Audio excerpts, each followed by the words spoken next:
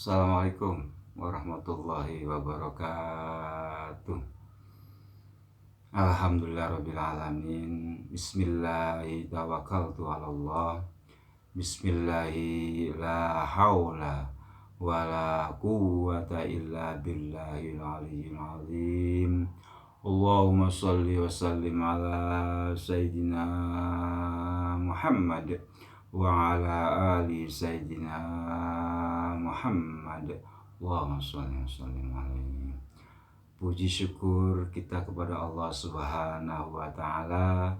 Salawat serta salam marilah senantiasa kita sanjungkan, kita sampaikan kepada baginda Nabi Muhammad sallallahu alaihi wasallam.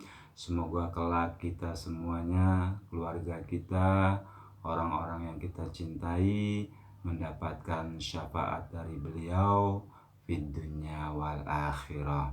Amin. Allahumma amin. Saudara-saudaraku sekalian, sebelum ke acara biasanya obrolan puisi atas nama cinta, marilah kita sama memohon ampunan dulu kepada Allah Subhanahu wa Ta'ala, dan semoga Allah juga membukakan pintu hati kita. Semoga menjadi hati yang mudah menerima petunjuk dan hidayahnya beserta rahmatnya. Amin. Allahumma amin. Ila hadratin Nabil Mustafa Muhammadin sallallahu alaihi wasallam wa ala alihi wa ashabihi wa azwajihi wa auladihi wa dzurriyyatihi wa usulihim wa furu'ihim bi barakati anhumul Fatihah. A'udzu billahi minasyaitonir rajim. Bismillahirrahmanirrahim. Alhamdulillahi rabbil alamin arrahmanir rahim maliki yaumiddin.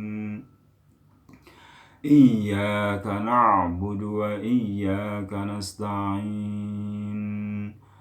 Ihdinas siratal mustaqim, siratal ladzina an'amta 'alaihim ghairil maghdubi 'alaihim waladdallin.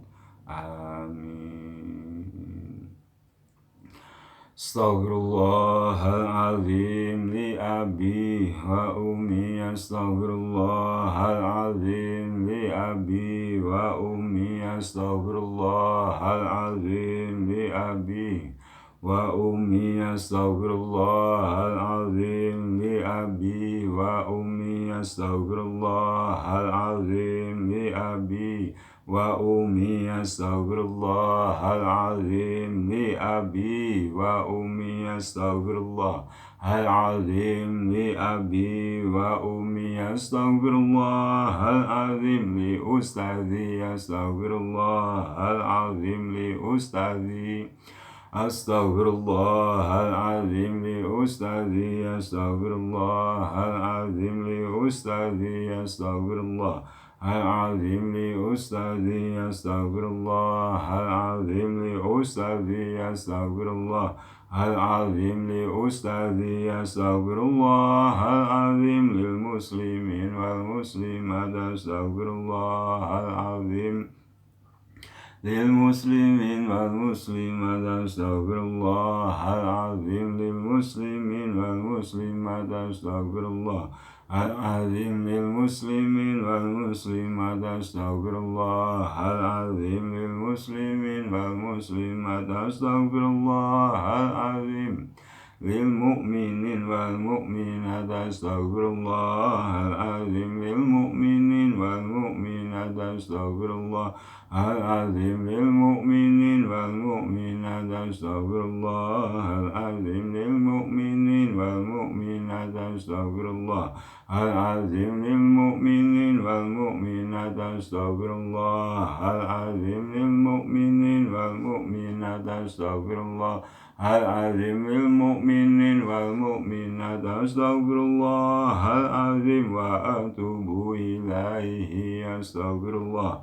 العظيم وأتوب إليه أستغفر الله العظيم وأتوب إليه أستغفر الله العظيم وأتوب إليه أستغفر الله العظيم وأتوب إليه أستغفر الله العظيم وأتوب إليه أستغفر الله العظيم إنه كان غفارا أستغفر الله العظيم إنه كان غفارا أستغفر الله العظيم إنه كان غفارا. Alhamdulillah Rabbil Alamin. Obrolan puisi atas nama cinta. Dalam diam ku termenung di sudut bibir pantai Pulau Sebalang. Hanya semilir angin malam yang menemani, menembus masuk ke dalam dinding dada sanubari. Ku hamparkan pandangan mataku ke setiap sudut pantai yang tak bertepi. Terlihat perahu nelayan dan lampu-lampu bagan menerangi indahnya malam. Begitu tenang, sejuk dipandang. Entah berapa lama kakiku diterjang gelombang menghantarkan barang, sampah dan kotoran. Terhempas berserakan di bibir pantai. Gelombang-gelombang itu terus datang silih berganti, tiada henti. Mengangkat dan menghempaskan sampah juga kotoran ke tepian pantai. Seolah tak rela hati pantainya dikotori dan diracuni, yang merusak keindahan isi pantai. Begitupun di malam-malam selanjutnya, hari berganti hari, ku rasakan hal yang sama saat ku terdiam, termenung di bibir pantai Pulau Sebalang. Dalam diam ku terjaga dari lamunanku, termenung dan berpikir. Ya, betapa indahnya pantai tanpa sampah dan kotoran. Begitu sejuk dipandang, membuatku rindu untuk datang memandang bentangan indahnya Pulau Sebalang terbentang. Dalam diam ku terjaga dan berpikir, bagaimana dengan hatiku? Andaikan tak dikotori sampah-sampah, iri, dengki, hasut, ghibah, takabur, dan sampah lainnya. Tentunya hati ini kan tenang, sejuk, dan dirindukan setiap orang. Dalam diamku terjaga dan berdoa, ya Allah ya Rabbi, wahai zat yang menciptakan alam dunia seisinya, ampunilah segala dosa-dosa kami. Jadikanlah kami hamba-Mu yang rela dan ridho atas segala keputusan-Mu. Ya, hamba yang selalu bersyukur, rela dan ridho atas takdir baik dan buruk. Wahai Zat yang Maha Suci, berilah kami kekuatan dalam menempuh perjalanan menuju kepadamu, ya hanya kepadamu. Wahai Zat yang Maha Kuasa, kumohon anugerahilah kami rahmat dan pertolongan-Mu agar kami mendapatkan ridho-Mu seperti pendahulu-pendahulu kami yang telah Engkau rahmati dan telah Engkau ridhoi. Ihdinas siratal mustaqim, siratal ladzina an'amta alaihim.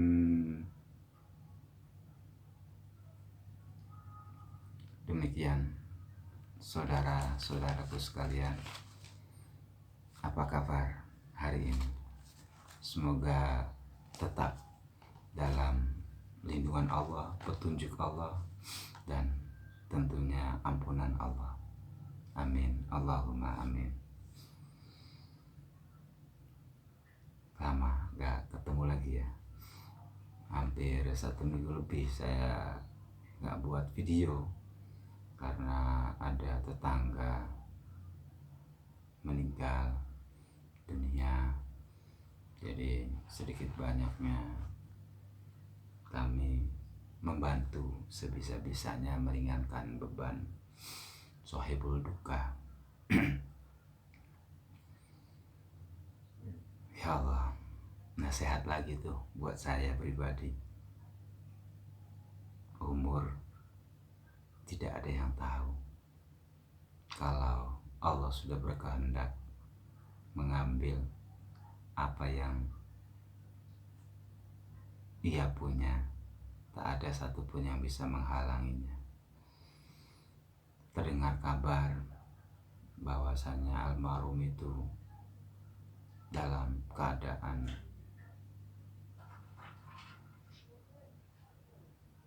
relatif sehat, tidak ada satu penyakit yang akut, tidak ada punya penyakit yang membahayakan.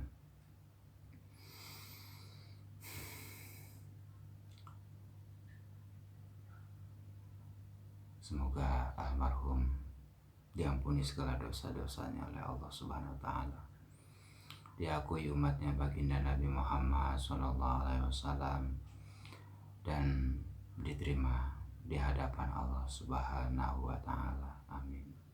Allahumma amin. Ini adalah pengalaman saya pribadi yang pertama kali. Sangat mendalam sekali pengalaman ini. Sekitar jam 2:30 pagi, pintu kamar saya diketok oleh seorang wanita yang ternyata wanita tersebut adalah istrinya almarhum. Saya datang ke kamarnya untuk melihat kondisi almarhum. Sudah parah sekali. Dan informasi yang saya dapatkan sekitar jam 12-an beliau itu baru pulang kerja. Jadi sempat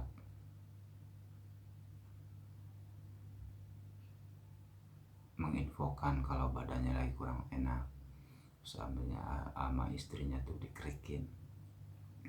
Setelah dikerikin terus minum obat, katanya minum obat.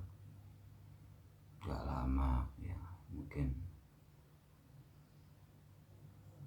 dirasa istirahat kali ya setelah minum obat gitu.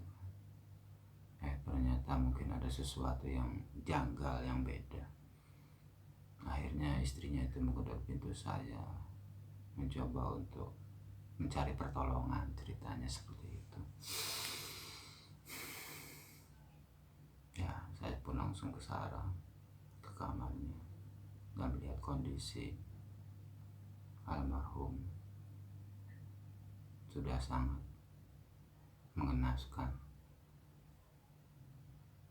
tak berdaya. Sebisa mungkin saya minta pertolongan ke Allah untuk memberi kesadaran, kesembuhan kepada almarhum.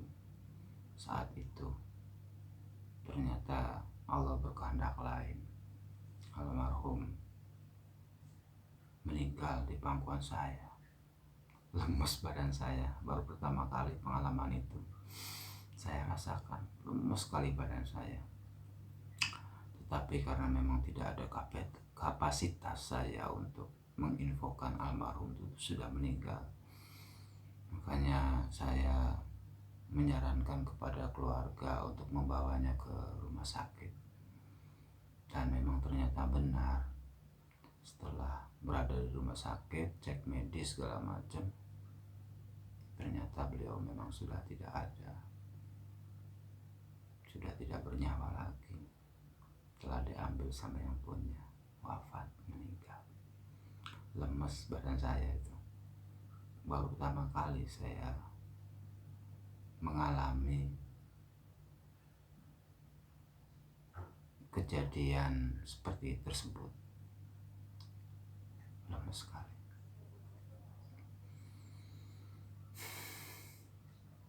Jelas itu adalah nasihat buat saya sekali. Nasihat buat saya sekali. Bahwasanya setiap saat kita harus selalu siap dalam keadaan sehat, sakit, siang ataupun malam, terjaga ataupun tertidur, harus siap kapanpun Allah mengambil haknya, mengambil kepunyaannya. Maka dari itu, ayolah bareng-bareng kita selalu saling mengingatkan bahwasanya kita hidup di dunia ini adalah atas kehendak Allah, atas kemauan Allah. Jadi jangan pernah lagi tertanam di hati kita bahwasanya kita tidak bersikap hati-hati, tidak bersikap waspada, tidak bersikap menyadari kalau setiap makhluk yang bernafas pasti akan menemui kematian. Makanya ayolah kita selalu belajar untuk mendekat kepada Allah, untuk mendekat, meminta petunjuk, rahmat dan hidayahnya kepada Allah Subhanahu wa Ta'ala. Banyak sekali caranya. Sering-seringlah mengikuti majelis-majelis taklim yang sehingga kita selalu sadar dan ingat bahwasanya kita hidup di dunia ini hanyalah sementara, tidak akan selamanya, hanya sementara. Begitu teman-teman.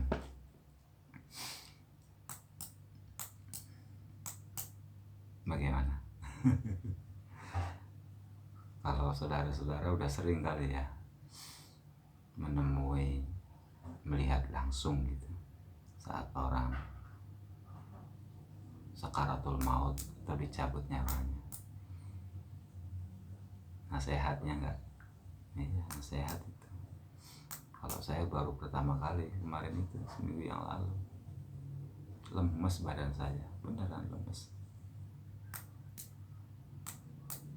Di pangkuan saya beliau meninggal itu, tapi saya nggak infokan ke keluarganya. Saya sarankan untuk dibawa aja dulu ke rumah sakit, jadi dari sana kan lebih jelas, lebih akurat tentang kondisi almarhum.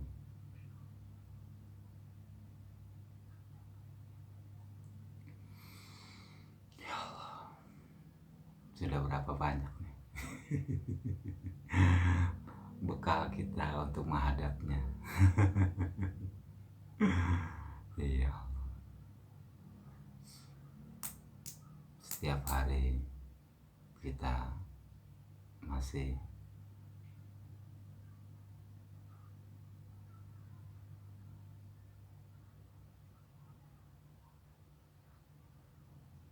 sering berdosa. Asyhadu an la ilaha illallah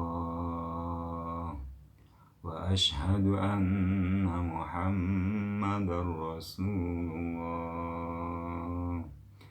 أشهد أن لا إله إلا الله وأشهد أن محمدا رسول الله.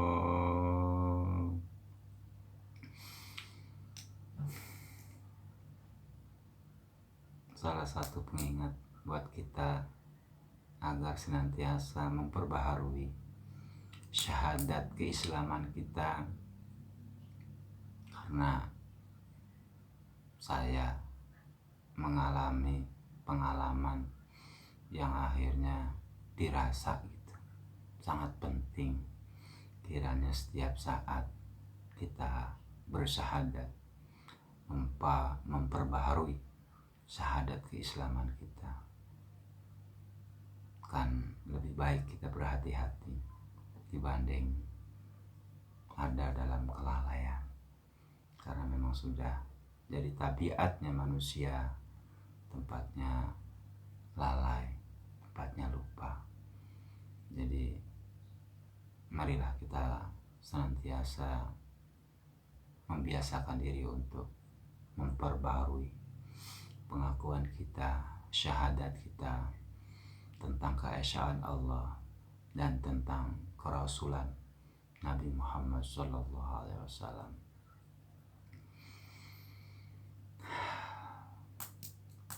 Gimana saudara-saudara sekalian? Harus tetap jaga kesehatan ya. Harus tetap jaga kesehatan. Kesehatan itu sangat mahal harganya.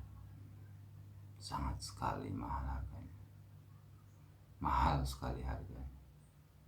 Ngomong yang belebet ya. Nggak tahu ini.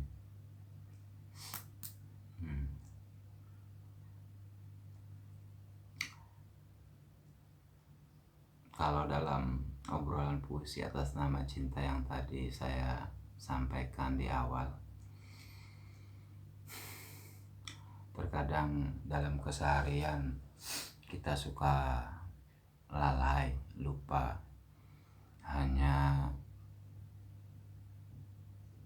memahami bahwasanya kesehatan badan yang selalu kita jaga, padahal kesehatan hati, kesehatan jiwa kita itu jauh lebih penting, jauh lebih luas maknanya, artinya daripada kesehatan badan kita sendiri.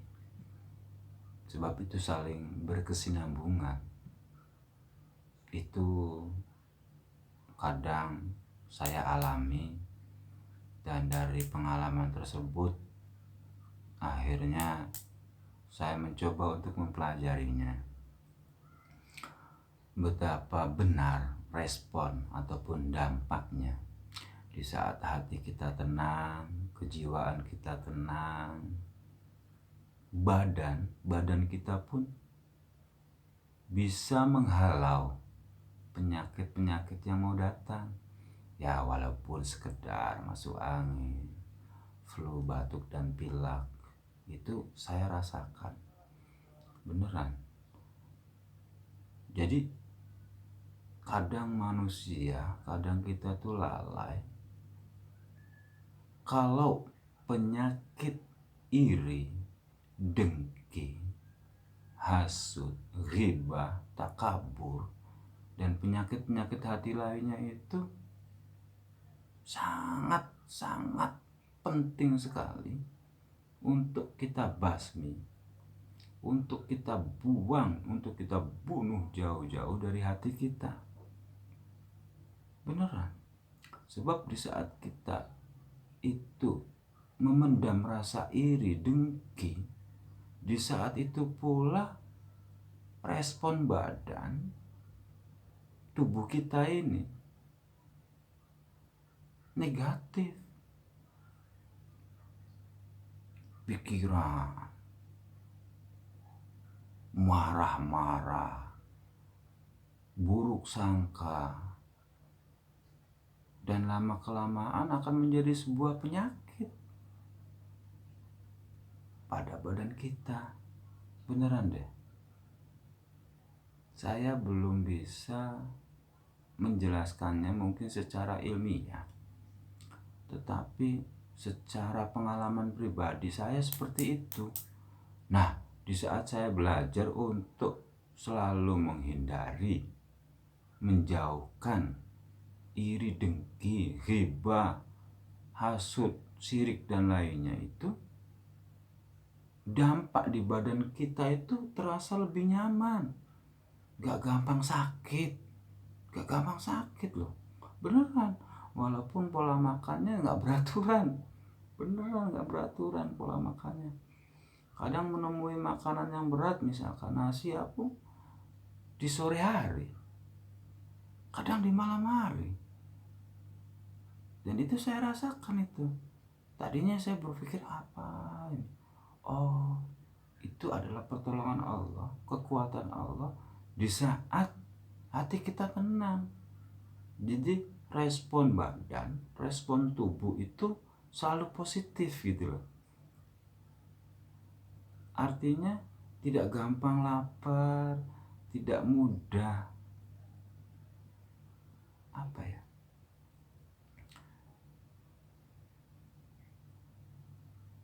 tidak mudah lemah dalam arti yang mendalam ya, lemahnya lemas ataupun lemah keimanan, maksud saya seperti itu.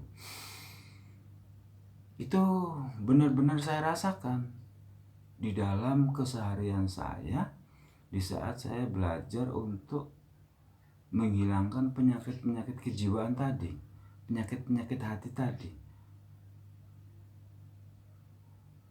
Dan ada pelajaran juga yang sangat mengena di hati saya adalah di saat kita itu ada di dalam sebuah tempat yang berisi orang-orang rasanin, orang-orang yang bergunjing, itu diakui atau tidak, cepat atau lambat, keinginan untuk menggibah, merasanin orang itu, bergunjing itu menular loh. Nah, itu saya rasakan dan memang benar itu terjadi. Nah, dalam hal ini message yang ingin saya sampaikan adalah pesannya, jangan sampai kita hanya terpaku kepada penyakit menular secara lahiriah. Padahal ada yang lebih urgent lagi, penyakit menular virus-virus kejiwaan. Itu sangat menular loh. Iri dengki itu gampang menular. Itu bahaya sekali, saudara-saudaraku sekalian. Harap dipahami. Coba deh ingat-ingat, kalau kita dalam sebuah majelis atau dalam sebuah obrolan, berkumpulnya orang, terus di situ ada orang-orang yang menggunjing atau iri dengki dan lain sebagainya, responnya itu loh, ada daya tular kepada orang-orang di sekitarnya. Nah, itu kadang nggak disadari tuh sama kebanyakan orang, bahwasanya iri dan dengki juga menular. Hati-hati. Jadi lebih baik kita hindari kalau pas ada perkumpulan ataupun obrolan-obrolan yang sifatnya iri dengki, menggunjing seseorang, ngerasanin, ghibah, sebaiknya kita menghindar. Karena akibatnya sangat berat. Kalau sudah tertular penyakit hati, berat sekali itu, saudara-saudara. Lebih berat dibanding penyakit fisik. Itu yang nasihat yang saya dapat dari perjalanan hidup saya keseharian. Iya, benar. Nasihat menemui orang meninggal, nasihat suka kumpul sama orang-orang, ada penyakit-penyakit hati yang menular, yang kadang tidak kita sadari. Itu saudara-saudara sekalian. Saya sendiri awal-awal mah asik aja, ikut kadang hanyut malah ikut. Jadi ngerasanin si A si B menggunjing, iri dan dengki dan sebagainya. Lama kelamaan kok oh iya juga, menular hal-hal seperti itu ya. Sangat menular dan tidak baik.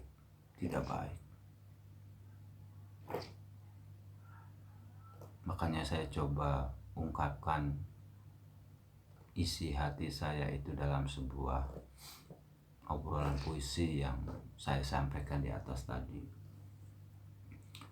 Semoga Allah memberi kekuatan dan pertolongannya kepada kita semua, menjaga hati kita, menyucikan hati kita agar terhindar dari penyakit hati, iri, dengki, ghibah, hasud, takabur, dan yang lainnya, sehingga Allah, petunjuk Allah itu mudah kita terima, hidayah Allah itu mudah kita terima, karena hati kita terbebas dari sampah-sampahnya hati tadi, kotoran-kotoran hati tadi, yang saya umpamakan dengan sampah-sampah yang ada di lautan, di pantai. Dan itu memang benar, saya sering menyaksikan itu. Lautan di tengah itu tidak mau ada sampah, makanya gelombang-gelombang itu selalu membawa sampah-sampah itu ke pinggiran, terhempas, dihantarkan sampah-sampah kotoran-kotoran yang ada di laut itu, dihempaskan dengan gelombang-gelombangnya ke bibir pantai. Seumpama demikian.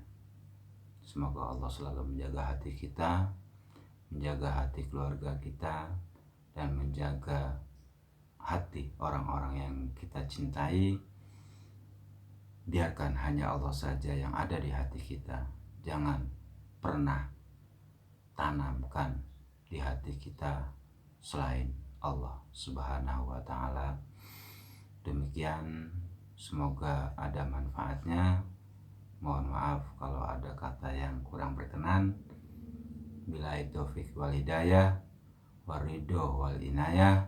Assalamualaikum warahmatullahi wabarakatuh.